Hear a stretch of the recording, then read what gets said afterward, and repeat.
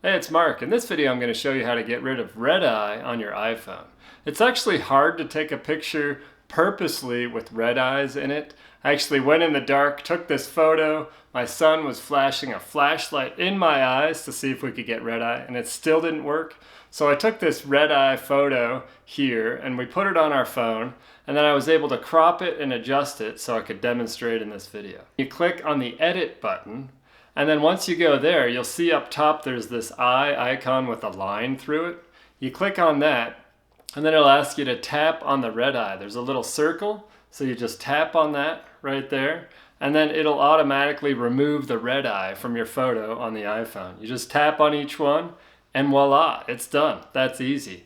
So I think the technology's caught up a lot, so it's the photos, the cameras on a Pixel phone, iPhone, you name it, they usually don't have red eye in there. But you might have scanned some old photos, they have red eyes. You can upload those into your photos on your iPhone, use that eye with the line through it, get rid of the red eye, and there you go. I hope this video was helpful for you. Give us a like if you liked it and subscribe to our channel, and we'll see you again soon.